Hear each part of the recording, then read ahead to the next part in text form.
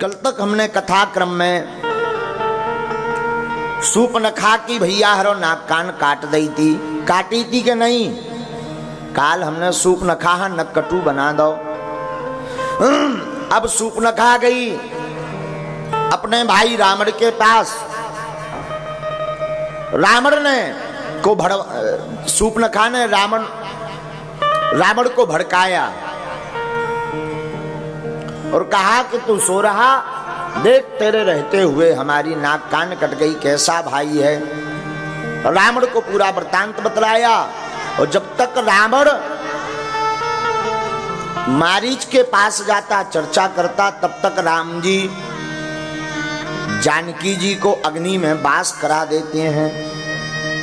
लक्ष्मण जी कहीं कंदमूल फल लेने जाते हैं तो राम जी जानकी जी से कहते हैं, तुम पावक मह करो निवास, जब लगे करो निशाचर नाश।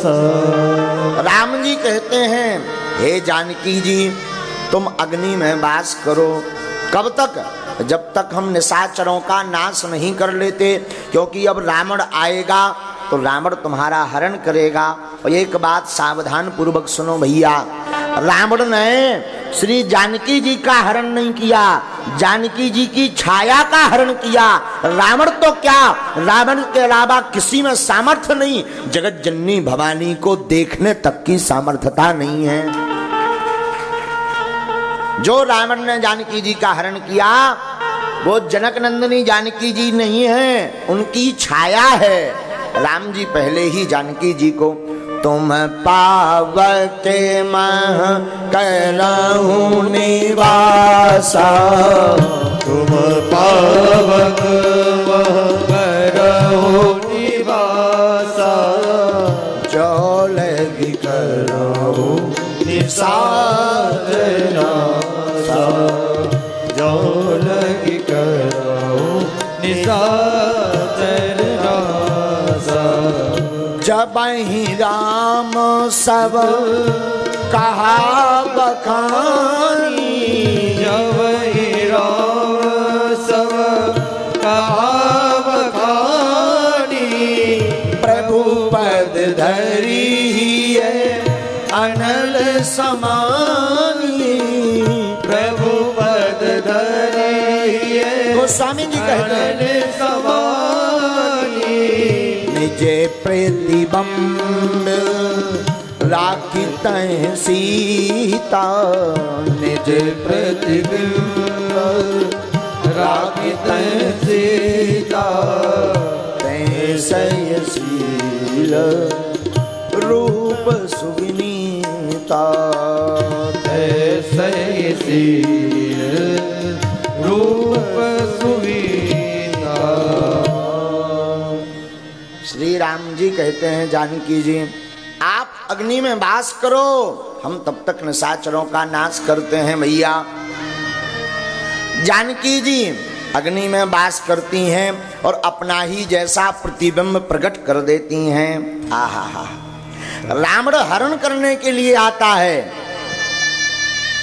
कपट रूप धारण करके मारीच साथ में आता है, तो मारीच मृग बन करके आता। भगवान राम जी लक्ष्मण जी को छोड़ करके मृग के पीछे पीछे चले जाते। आहा हा, जाते तो वह मृग बहुत दूर तक ले जाता, और जैसे ही राम जी बाण का संधान करते तो वह मृग उल्टा पुकारने लगता, हा लक्ष्मण हा सीते हमें बचाओ, हा लक्ष्मण हा सीते हमें बचाओ। जानकी जी को लगा कि प्रभु को कुछ हो गया, सोई लक्ष्मण जी को भेज दिया। लक्ष्मण रेखा खींच करके गए, तब तक साधु कपट रूप धारण करके रावण आया और श्री जानकी जी का हरण करके ले गया। जब रावण श्री जानकी जी का हरण करके ले जाने लगा, तब रास्ते में गीधराज से युद्ध हुआ।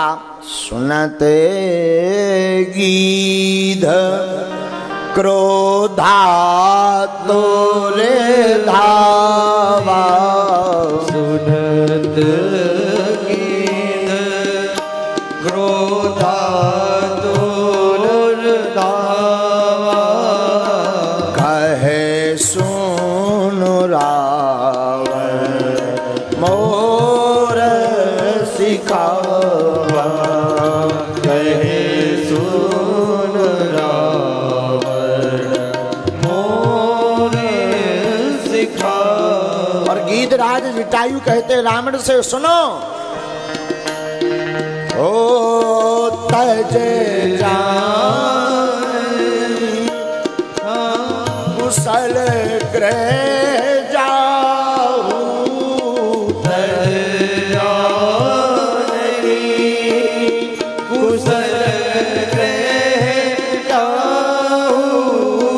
नाही दास हुई है बाहु। नाही दास हुई है बाहु।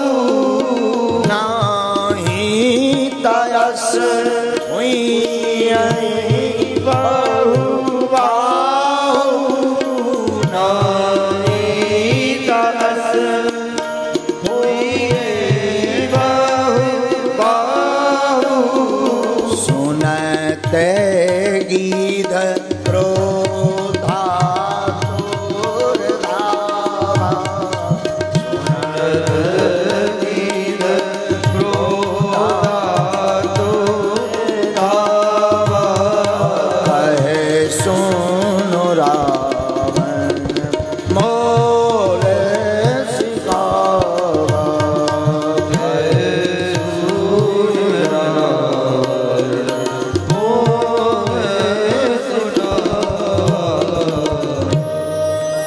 रावण से गीधराज कहते हैं रावण हमारी बात मानो। क्या बात मानो? श्री जानकी जी को छोड़कर चले जाओ। देखो एक बात यहां याद आ रही। क्या याद आ रही सुनिए। धर्म की रक्षा की चर्चा तो प्रायः सब करते हैं, अनेकानेक लोग। सनातन बचना चाहिए, हिंदू बचने चाहिए, नहीं बचेंगे तो हम ऐसा कर देंगे, चीर देंगे, खून बह जाएगा, पर घर घर भगवा छाएगा।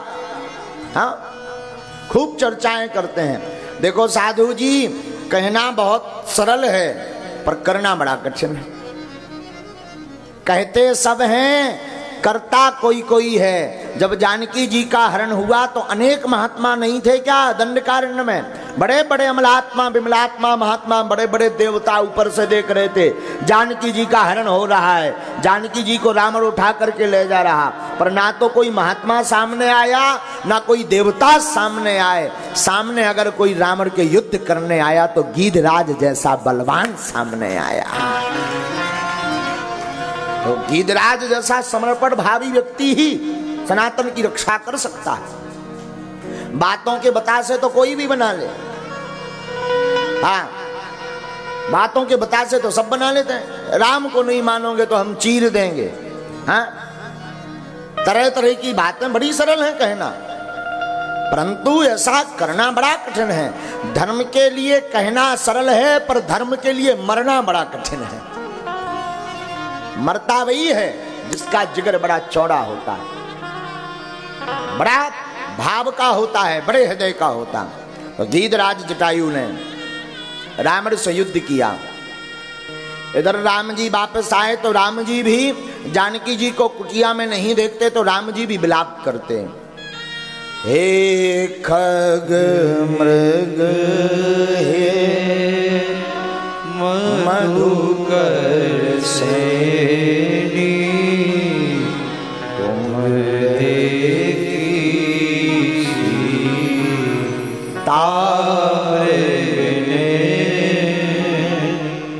एक बार ऐसे एक आदमी हम पे बताओ तो आदमी हम ही भरा तो आगे लोग बताओ तो रात। हाँ, एक बार एक आदमी हमें ऐसे ही बताओ तो बोलो महाराज ब्याह के पहले 14 पॉइंट खून हो तो हमारे। हमने कहा बा अब का दिक्कत है? बोलो जब से ब्याह भाव सो 7 से नहीं बढ़त आगे। तो हमने कही कारण, हमने कही हो सका जुआ उआ तोरे हो गए हो बे पी जात हैं। बोलो जुआ तो होत हल्के, जौन खून पिया तो बात 6 फुट की है। आओ आओ अब बताओ तो हमें, हम कहता ठीक ही है। आओ आदमी अपने अपने हिसाब से बताओ रहा था। ऐसे ही एक बार पति पत्नी दो जन मंदिर गए, मंदिर आए हुए हैं बागेश्वर धाम, दो ही जन। सो उन्हें पत्नी ने विचार किया कि हमारे पति बड़े चिंता में रहते हैं, सो उन्हें एक धागा लाओ, धागा बांध दो। तो पति ने पूछा कि क्या बांध रही है? बोले धागा तुम्हारे नाम का बांध रहे कि तुम्हारी जितनी अलाय बलाय है सब भग जाए। लेकिन 1-1.5 मिनट उन्हें 1-2 परिक्रमा लगाए और फिर धागा छोड़ दो। तो पति बोले जो क्या कर रहे हैं? तो पत्नी धीरे से बोली हमने बांध तो दो, बाद में हमें ध्यान आई कहूँ ऐसा ना हो कि बलाए हम ही हो। आओ आओ आओ आओ कहूँ अगर हम ही बलाए भता अर्जी स्वीकार ना हो जाए। और हमने सुनी बागेश्वर धाम से को खाली हाथ नहीं जाता। आओ तो पति ने फिर 7-8 बांधे।